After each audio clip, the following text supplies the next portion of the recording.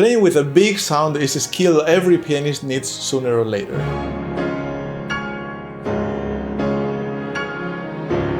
When the music gets loud, the emotions always hit harder. And this is true for all styles of music. If you can play loudly, with control and good taste, you'll have a very powerful tool that will make your audience feel the music on a deeper level. In this video, I'll show you 3 secrets that pro pianists use when they need to play loud, without any risk of injury, and that you can easily implement in the pieces you play. If you do, you'll discover that playing loud is actually a matter of technique, not physical strength. And by the end, I'll show you how to practice those 3 secrets using Tchaikovsky's most famous chords ever.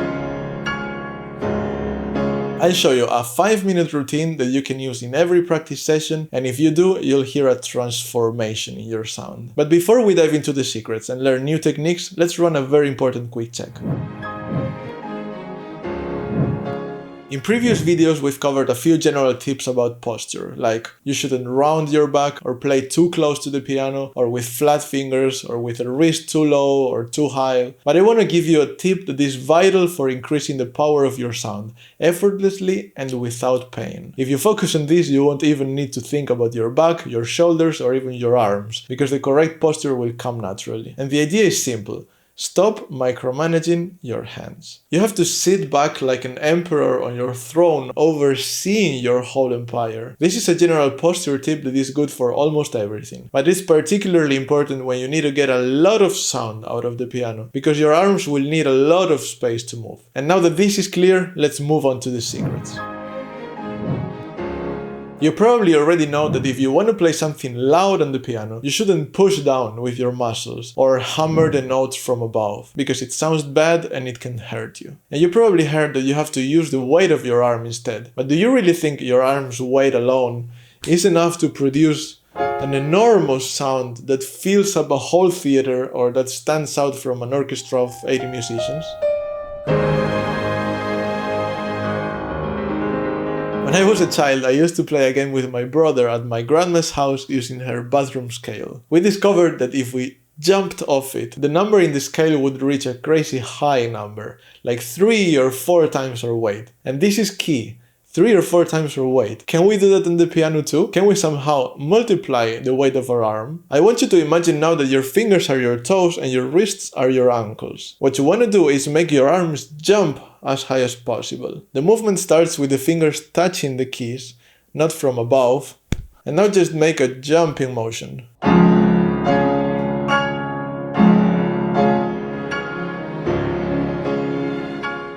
Now for practice, the higher you jump, the better. And while you're in the air, everything should stay relaxed. Jump and relax.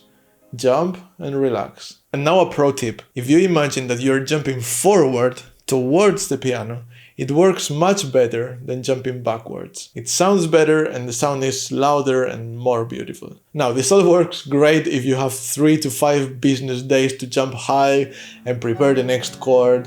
But what happens if you're playing something like this?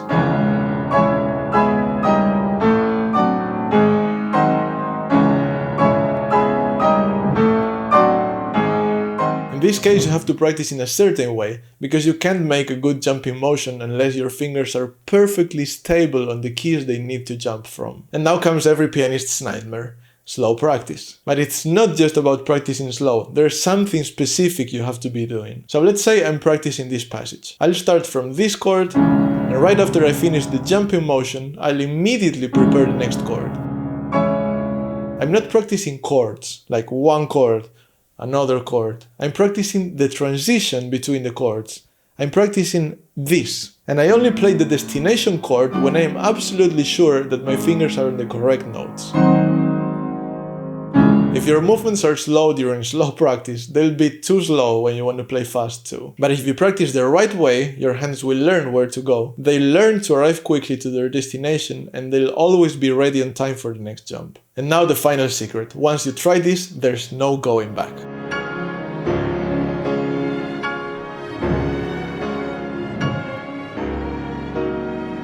We've learned what happens in our arms and our wrists when we want to play loud. But what happens in our fingers is even more important, because our fingers need to be strong enough to transfer all that power to the keyboard. Otherwise, they'll just collapse and the energy will die right there. So here's what I want you to do. At the same time you jump, grab the keys with your fingers. That will activate the fingers and make them strong. That's a life hack right there. But here's something important. The claw is just a moment. Think about catching a fast baseball. Your fingers need to be strong in the moment you catch it. But once the ball is in your hand, there's no need to squeeze it, right? So the same happens in the piano. Once you grab a chord and the sound is out, there's no need to keep grabbing the keys. Just release it and let the arm jump. If you master that grabbing and releasing, your big sound will once again become fuller, richer, and it'll even look effortless.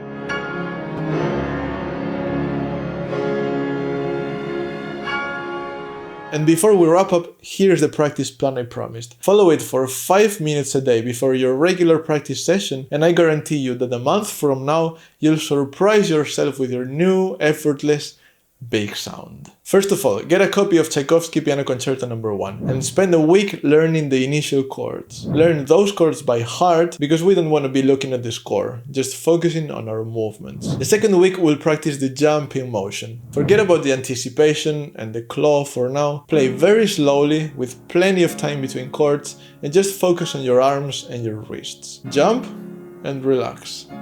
Jump and relax. And very important, don't move your arms up.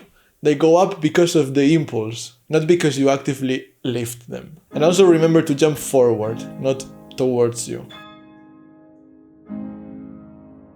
The third week, you'll incorporate the claw. Focus only on the fingers and don't try to play too loud or jump too high for now. Grab the keys, then immediately relax your hand. Grab and relax.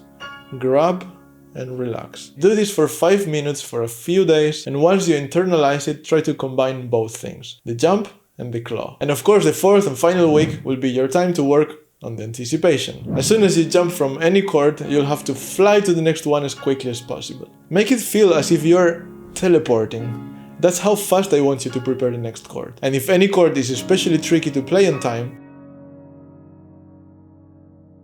isolate that transition and just repeat it a bunch of times until you don't miss it anymore. Try this and I guarantee you that before the month is over, you will feel a transformation in your sound. And after the month is over, if you're already tired of Tchaikovsky but you want to keep improving, here's a list of other cool passages you can learn for the same purpose. And if you want to keep learning, check out this video where I show you how a simple 50-second piece can boost your technique, your musicality, your hand coordination, and much more. Plus, I'll show you the correct way to practice it so that you can improve as a pianist on all those levels. Don't forget to subscribe on your way out, and see you in the next video.